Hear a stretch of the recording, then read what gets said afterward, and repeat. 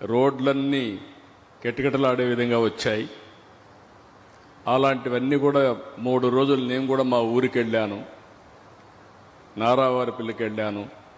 నేను చాలా స్పష్టంగా చెప్పాను, మనం ఎక్కడున్నా మన జన్మభూమిని మర్చిపోకుండా మళ్ళీ మన జన్మభూమిని గుర్తుపెట్టుకుంటేనే సార్థకత ఉంటుంది. కాబట్టి తప్పకుండా గుర్తుపెట్టుకోవాలని పిలుపిచ్చాం.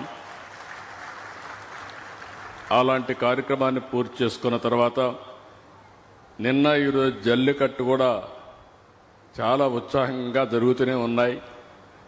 అదే సమయంలో ఈ జిల్లాలో పక్కనే మీరు చూస్తే జగ్గన్న తోటలో ప్రబల తీర్థ ఉత్సవాలు మన ట్రెడిషన్ని ప్రతిబింబించే విధంగా, మన సాంప్రదాయాలన్నీ కూడా గుర్తు చేసుకునే విధంగా బ్రహ్మాండంగా ఈ ఉత్సవాలు జరిగాయి.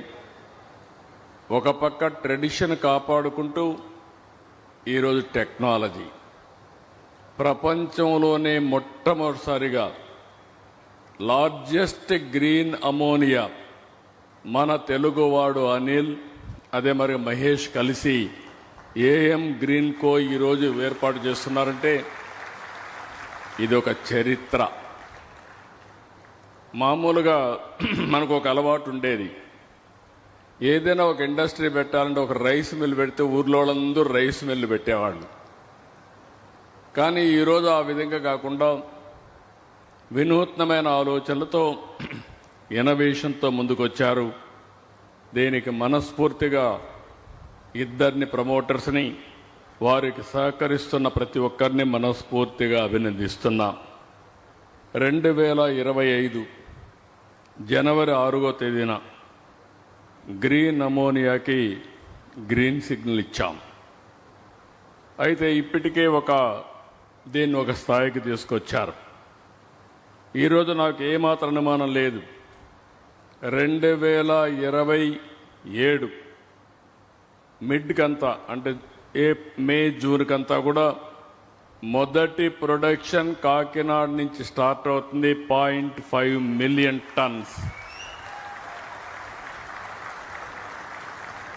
ఇది ఒక చరిత్ర.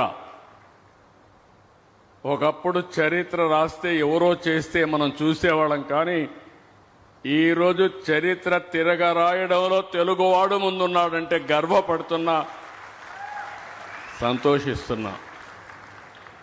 నిన్నే ప్రధానమంత్రి నరేంద్ర మోడీ గారు, జర్మన్ ఛాన్సలర్ గారు ఎంఓయు చేశారు. ఆ ఎంఓయు ప్రకారం కాకినాడలో గ్రీన్ అమోనియా ప్లాంట్ కూడా వస్తుంది. మనం ఇక్కడి నుంచి సప్లై చేస్తున్నాం. ఇంకొక పక్కన మనందరం గుర్తుపెట్టుకోవాల్సిన అవసరం ఉంది. ఇక్కడుండే ప్లాంట్ ఇప్పుడు నాగార్జున ఫెర్టిలైజర్స్ ఎగ్జాక్ట్గా 82, 83 ఆరో తెలుగుదేశం పార్టీ అధ్యక్షులు, వ్యవస్థాపకులు ఎన్టీ రామారావు గారు రాష్ట్రం అంతా తిరుగుతూ ఉంటే ఆ రోజు ఎన్నికల్లో అందరూ అడిగింది ఒక ఫెర్టిలైజర్ ప్లాంట్ కావాలని చెప్పి అడిగారు.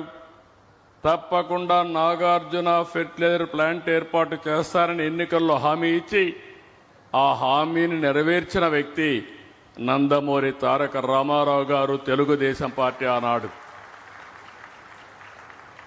అదే ఆ రోజు మీరు చూస్తే గ్రే అమోనియా, అలాంటి గ్రే అమోనియాని ఈరోజు గ్రీన్ అమోనియాగా తయారు చేశారంటే మరొక చరిత్ర. 4 డికేడ్స్ తర్వాత